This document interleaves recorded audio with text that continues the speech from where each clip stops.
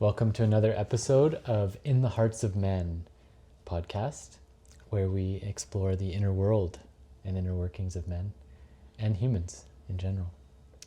And today we have a topic about the saviour and what it means to be a saviour, and how we can fall into that role unconsciously, especially as men in relationship to women.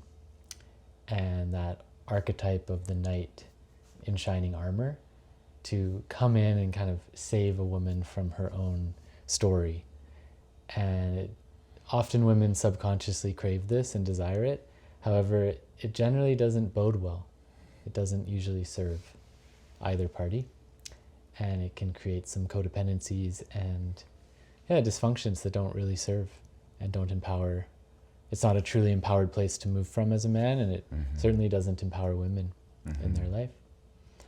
And so, to start, I'd love to hear your experience with that, and how has that shown up in your life? Yeah, I see the Savior and the energy of the Savior. Thank you for the question and the opening. I see it as like a pretty big shadow in society, and how many men show up and are almost longing to be showed up for in a similar way. And I can relate, I can really connect to both sides of it, actually, in showing up with trying to save and also needing to be saved, right? So looking at it both ways. And oftentimes for me, in romantic relationship in particular, it showed up in a subconscious way, not knowing that I was doing it, but looking at my patterning and my history and seeing that I was choosing to be in relationship with women that were wanting to be saved. And the act of them wanting something external to save them made it so that there was like codependency and attachment styles that were really not healthy and dysfunctional. And yeah, it really unfolded in several circumstances in ways that like were really unhealthy, because the pattern just kind of inflated and inflated until there were large ruptures in the relationship that were not manageable or sustainable. So yeah, it created, I feel like a large part of relationship is creating sustainability and equanimity within the individuals. And saving somebody or being the resource for somebody to be saved creates an ability to relate in a healthy way. Yeah, so I'm looking at like my ex-wife and the relationship that I had with her, and there was a lot of stuff that came up in that relationship where she wanted to be doing things and was relying on me to help her through them. But when I was not there, she was not willing to do it. And that was a very clear mirror to how I was also showing up, where I was relying on her to save me, but I was not willing to do it on my own.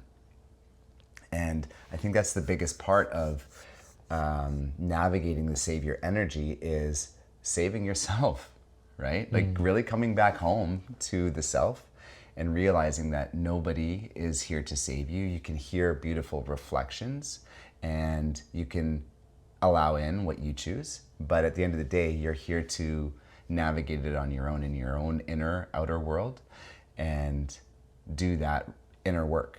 So that, I feel like the workaround and the way to integrate the savior is to save yourself. Yeah. How about you? So I'm reminded of a teaching that I recently received, and it's a book that was recommended to us by a mutual friend and brother in our men's circle. And the book is called Fierce Intimacy by Terry Real. And really wonderful book. I'm not finished it yet. However, I'm partway through. I've been listening to it on Audible. And he talks about how when there's conflict in relationship, tension, or some sort of stressful encounter, it can be a conflict that's not necessarily a fight, or it could be a full-blown fight or argument. and that we tend to have a knee-jerk reaction that's either fight, flight, or fix. And so that stuck with me because I hadn't heard the fix piece, right? Like, I've heard the fight or flight, of course we have, or freeze. And he reflects that freeze and flight are the same, that if you freeze in a conflict, you're actually emotionally running and you're shutting down. So even though you may not physically be running out of the house or whatever, you're basically running away and not coming fully forward in intimacy and realness. And that taking space is different than running too, right? Because you could say, oh, I'm overwhelmed right now, I need to take space, and I'm not running away, we're going to come back to this. However, I need space to regulate or get clarity. And the fix piece is what really stuck out for me, because to me that's how the Savior has shown up, particularly, is in a dynamic with a feminine or a female, especially in relationship. If there is a conflict or a problem, that fixer can come out. And often it can become then focused on the other and trying to fix them. And it's often well-intentioned. It's like, hey, maybe I can help this person or save them. And what I found the nuance is that when we're trying to fix or save, for me, it's a place of, it's not rooted in an empowerment. So it's not coming from an empowered place within myself, nor is it actively empowering that person and holding them and challenging them to grow. It's basically like trying to do the work for them. So it's kind of like if your kid, has an issue with their homework, it's like you can either help them understand how to do it themselves, or you can just take it and do it for them. And which is easier. Yeah. Short term is to do it for them. Yeah, exactly. Right? Yeah. Precisely. Yeah, but in the long run. Yeah, it's not helping anyone. And that's similar. It's like when someone has an emotional problem, let's say, or something's come up for them, if we try to do it for them too much, then it takes away their opportunity to take responsibility as well. How do you deepen in the opportunity then? How do you, like in a circumstance, what do you do there? I find questions are really helpful. Questions that keep pointing someone inward.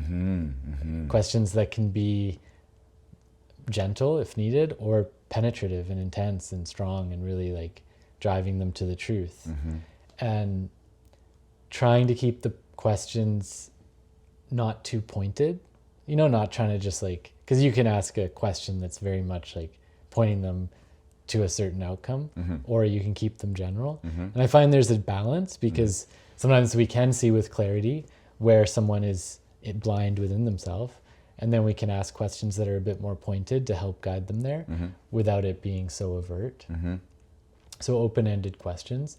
And I have a variety of techniques and practices that I work with in myself and with clients that are really helpful for that are beyond questions. They might be a guided practice of like, okay, like you're feeling this emotion, or this is up for you. Can you feel that part of yourself? Okay, what does that part of yourself need? What age is that part of yourself? What is that part of yourself? How do they look in your inner vision? And sometimes it might be, oh wow, it's this little boy or girl inside of myself that's completely aloof and cold and crying. It's like, okay, wow, that's like some real sadness there. And so they kind of get a sense of empowerment in their own process. And then even though they may not be able to get there on their own, there's a sense of, oh, like I'm engaged in this process, which is how I like to work with clients and do energy work anyways, because then it's not like, oh, I'm the one doing it. It's like, no, you're actively in it. And if anything, you're doing more than I'm doing. And now that client or person or friend or whoever it is going to feel more empowered. They're going to feel more confident, rather than, oh, I need this person to guide me. So it shows up in client relationships too, right? We don't want to save our clients either. We want to support them and empower them. Facilitate so that they can find their own keys. Yeah, exactly. And that's how I find it to be a really wonderful way to support someone. And yeah, something that we've talked about that I've kind of picked from you, because you say it often, is what does this need? Right? Like what does this anger need? What does this insecurity need? Whatever it is. And sometimes that person is really clear, like, oh, I actually just need a hug right now. Okay, well, that's really simple. I'm not saving you. I'm just here to offer you a warm embrace. So yeah, how does it show up in your life? How do you draw that fine line between supporting, uplifting, empowering versus fixing and saving? Yeah, questions. I find that to be the most direct way. Massaging it with words and allowing for the keys to be revealed and shown and found by the person who's in the challenging energy. And once that is found, I really like to create another layer of embodiment, going into the body and really feeling it from a place of deeper grounding and understanding of the concept that we're discussing or creating. And that can, the embodiment in particular, I find really impactful in me and many people through breath work, through cold therapy, through like having these ideas present when we are feeling into our body. Meditation can be really impactful, or yoga, or something that is deeply mindful, qigong. Many different ways of actually feeling in the body what it's like to integrate and bring this into your life. So yeah, I really feel with clients, I like to hold them, I like to understand them, and I like to keep it quite open. And it is it's a bit of a seesaw when it comes to like how direct am I going to be. Sometimes it depends on the person and how receptive they are, and how the level of trust that we have developed in the relationship with clients that I trust and they trust me deeply. I'll be very direct and very clear with my questions. Whereas, you know, when we're still developing that, I feel like keeping it more open and not necessarily hammering the nail in right away is wise, because again, the hammering of the nail is almost like I am fixing again, or I'm attaching to an outcome. So I have to be really clear that I am not attached to any outcome with it unfolding. And I'm just here to hold and support. And from that place, the questions and embodiment really create change in the people moving forward, I feel. Yeah, I love that. I find whenever there's something active in the system, there's always sensation, feeling, and or emotion, thoughts, memories, beliefs, and ultimately some sort of identity, some part of the self that's trapped in some state of being that's no longer serving, or And it wouldn't where be do showing men up. get most stuck in it? Right. Like, where do you feel most men get stuck? I would say in the feeling and sensation. Okay, I would say thought. Oh yeah, definitely. What I mean is like the stuckness of like not being able to access Right. the Yeah, feeling yeah. and sensation. So yeah, stuck in the thought. Yeah, stuck in thinking about this thing. Yeah. Instead of feeling this thing. Exactly. Yeah. For sure. And what's the work through if a client comes to you and is stuck in their head? How do you embody them? How do you create that sense of movement for them?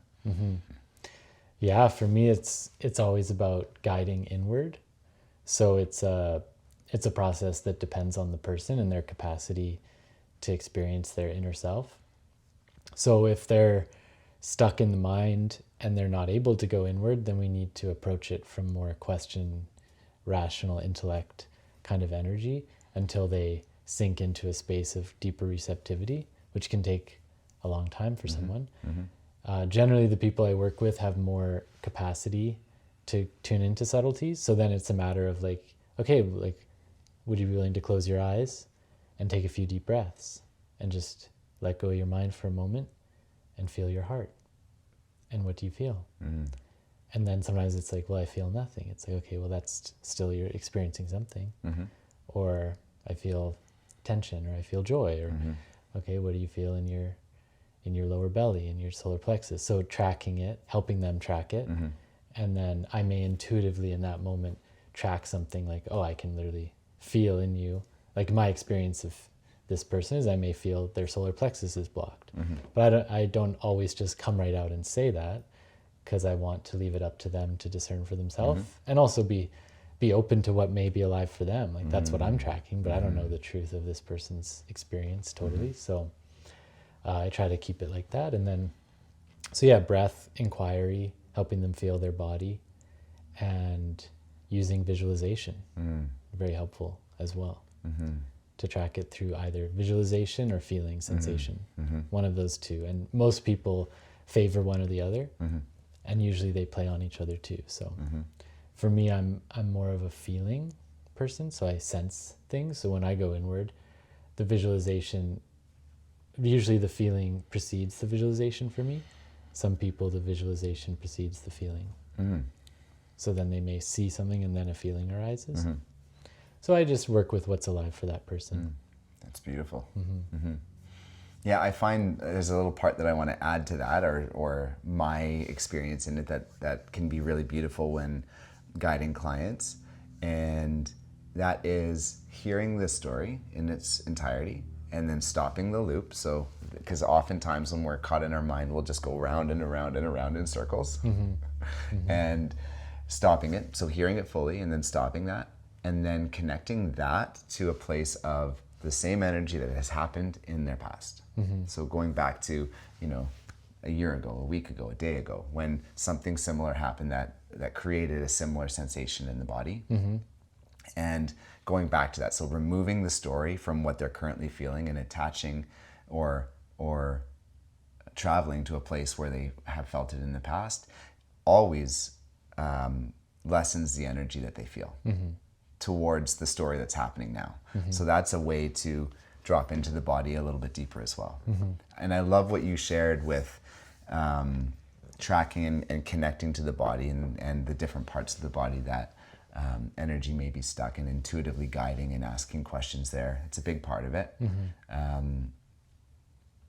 And also the idea that they're all just stories that we're stuck in. They can be great stories, they can be challenging, they can be true, and they can be untrue.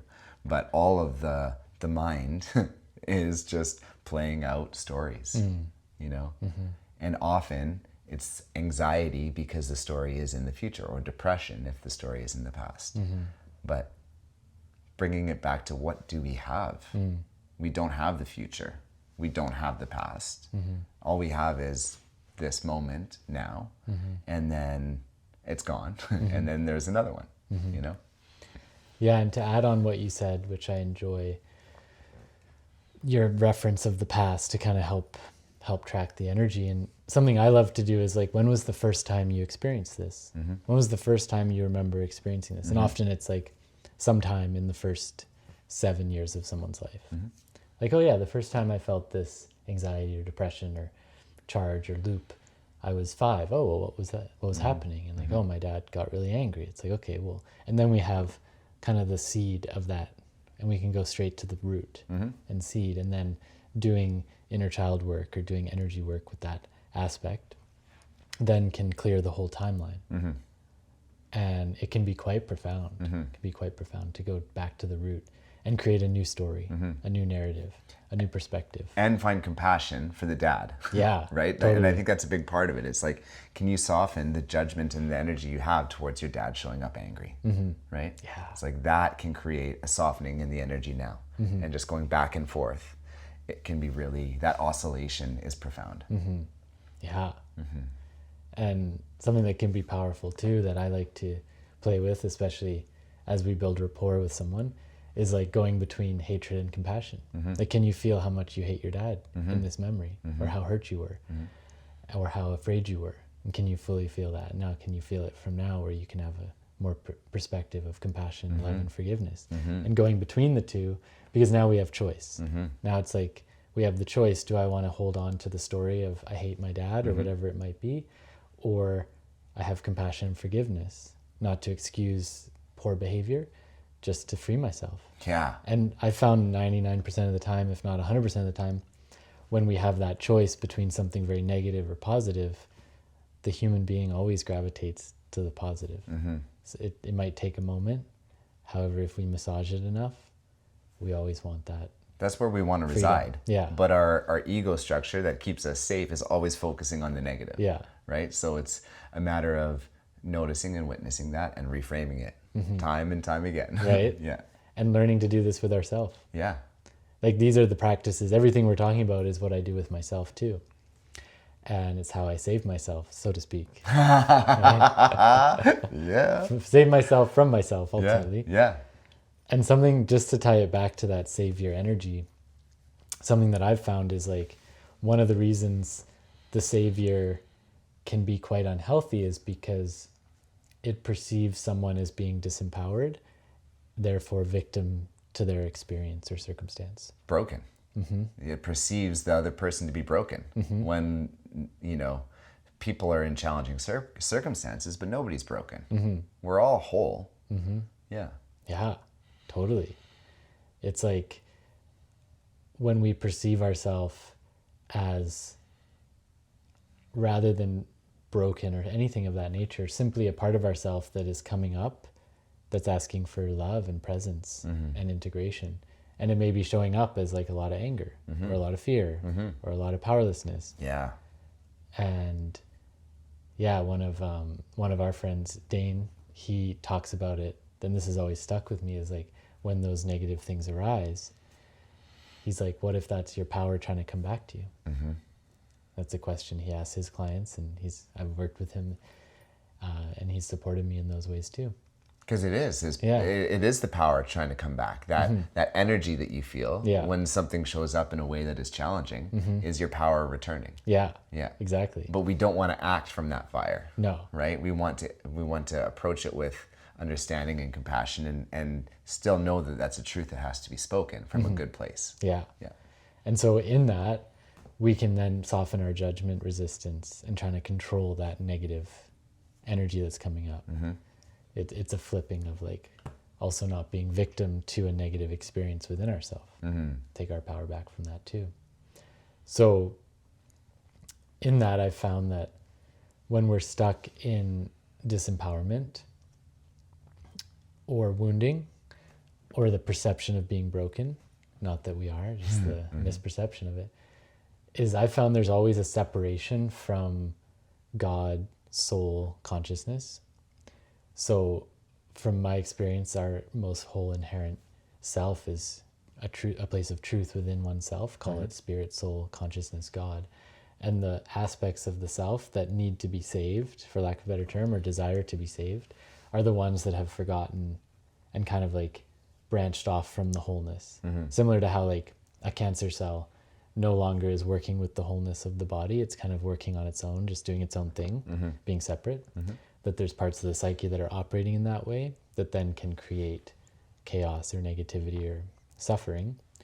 And if we can get to that root and be like, oh, this part is feeling separate from the whole, and find methods and ways to bring it back into wholeness, help it remember that at the core of its being, it is God, it is soul, it is consciousness, it is love, then there's an inherent empowerment in that. And that's really the most empowering space as a human in our inner world, is to know ourselves as God, as truth, as spirit, as pure love. And I found that is that's what those parts often are desiring. It's a returning and a remembrance of home. Yeah. This is home. Yeah. Yeah, it's really beautiful. Thank you for sharing that, brother. Yeah. Yeah.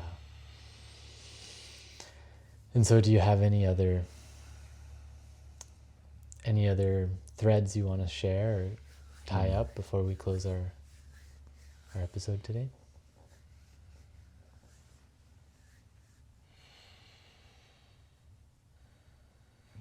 Yeah, I want to share an invitation for the viewers and for myself and for you, Robbie, to reflect on where in our lives are we showing up with the savior energy, and how can we choose a little bit differently in it? how can we show up and soften that energy and create the momentum and the movement in the direction of our higher self? And just start asking ourselves challenging questions. Yeah. Thank you. And I'll close with a thought as well to build on that. That one way I've found is a surefire moment of the Savior is when we start to believe and feel responsible for other people's inner experience. And for me, responsibility is the ability to respond. And each person is responsible for their inner world. We can't be responsible for someone else's inner world. It just isn't how reality works. We can have the ability to respond to how this person is showing up. If they're disrespecting us, we can respond by saying, I will not tolerate this, and don't speak to me this way. And if they don't stop, then walking away. However, we can't change their inner world. We can only be responsible for our own inner world. And the Savior gets caught in this feeling and belief that we can be, or that we should be, or that we need to be, or that that's what love is. And so that's another way to track that Savior, because sometimes they can show up in subtleties, feeling responsible for others. Yeah, thank you for that. Yeah, that lands. So rather than trying to be responsible for others, tending to our own self and showing care and love for others, and also letting go of the attachment to outcome. That we all have to choose our own reality at the end of the day. Yeah. It's beautiful. Tending our inner garden. Yeah, that's the work. It's the work. Well, thank you. Thank you for inviting me into your home once again and sharing a beautiful, beautiful talk. Yeah, it's a pleasure. Yeah, it's a pleasure. And if any of you viewers are curious to deepen in this work, we have a men's following and a group that we have put together, and more groups to come. So yeah, we gather every Monday at 5:30, and there's space in that group. And if you have curiosity, desire, reach out. Yeah, and then Kirby and I also work with men and women in different capacities as well.